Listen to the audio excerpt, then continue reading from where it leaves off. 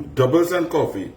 So the Commissioner of Police, Earl Christopher, released without charge. So what exactly in this country we call Trinidad and Tobago was taking place? And DCP Suzette Martin and the other investigating officers who had the gumption, the audacity, the disrespect to pull in their boss, the Commissioner of Police, grill her for an inordinate amount of hours and then release her without charge, which meant that it was not a slam dunk case of any criminal activity done by Earl Christopher, and she could not be charged with a crime. What takes place now? We in a state of emergency. We could only hear from Rowley, who holding up two Taza, two little small kingfish, who don't care about fishing, who don't care about fishermen, who will give them regular gas. The fishing supplies, the fishing stock being depleted. The trawlers trawling indiscriminately. Venezuelan trawlers and Venezuelan fishing boats overfishing and mashing up all our fisheries. The bycatch is incredible. Kingfish getting smaller and smaller, but he gone with Tassa and African drum down in Maruga to say after 9 years he opened a piece of fishing thing without a jetty. So you ever know fishermen what they have to do? If they catch plenty fish, 500 pounds of fish, drag it up on the sand. But anyway, that is en passant. What is taking place in this country?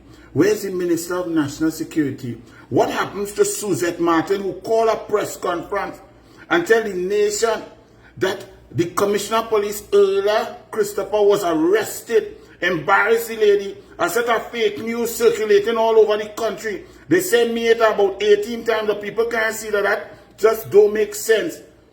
What happens to Suzette Martin?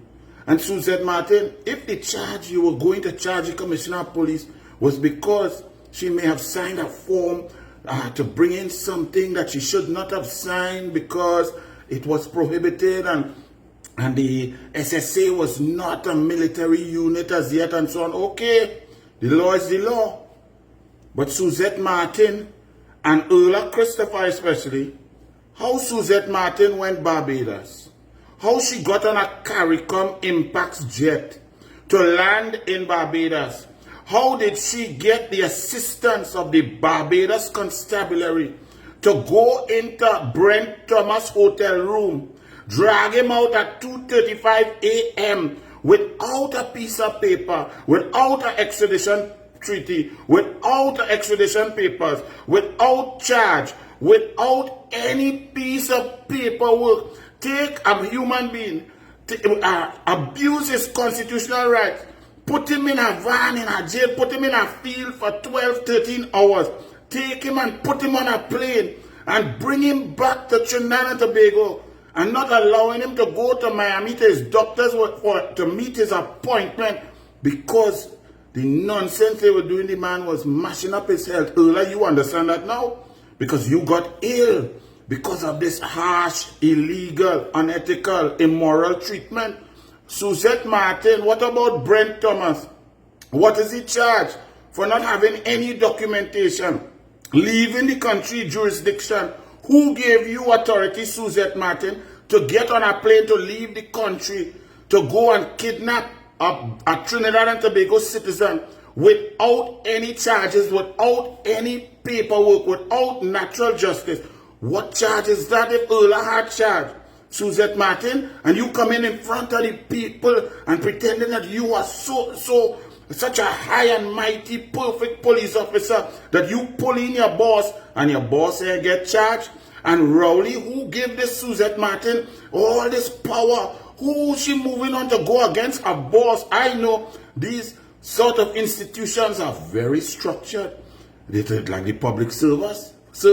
Permanent secretary does let deputy permanent secretary know, and AO5 must know, and AO4 must know who's the AO5 and AO3 and Clark 1 and so on. TTPS is just like that. Commissioner of Police, DCP, ACP, all of these things down the line, down to constable. So what madness took place in this country called Trinidad and Tobago? And we in a state of emergency, and nobody here care that the Prime Minister in hiding and missing except holding up a kingfish, because him like he don't even want a whole kingfish. And the Minister of National Security Non-existent. A DCP arrest a COP and then had to let the COP go without charge. Roger Best had to go without charge. Who going to pay all this money when these individuals sue the state? The taxpayers, our country is in chaos, the PNM has collapsed, and all of these people have to answer. But Erla, you have to answer too. How come they come at you so early? Erla, what about all these other charges that should be going on? What happened with the charge? What happened with the case about Camille Robinson, 143,000 cash that she say was in her bank? She take out her bank and then they find out that it's not true. What declaration she signed? What about Rowley's Inez Gate Property and Integrity Commission? What about Foster Cummins, that they could tell Foster? What about the production orders for Foster Cummins? What about Venture Credit Union? How come money from a contract received from MTS, which is Jackie Lazarus, made its way into Venture Credit Union and then into Foster Cummins' personal account? Where the investigations in all of these things, Erla? Erla, what about DCP Martin and the police who went to Barbados? And now the state is going to have to pay Brent Thomas. The taxpayer is going to have to pay millions of dollars. Was that illegal? Was a crime committed? How they got on the plane? Who gave them permission? Who authorized them to leave the jurisdiction? Who authorized DCP Suzette Martin, when she wasn't DCP then, to get on a plane and go to Barbados and drag Brent Thomas out of his hotel room? All of these things. You see, sometimes when you play games and you don't fly straight, plane does crash, except if you have a Kyle pilot who could fly without gas. Bless.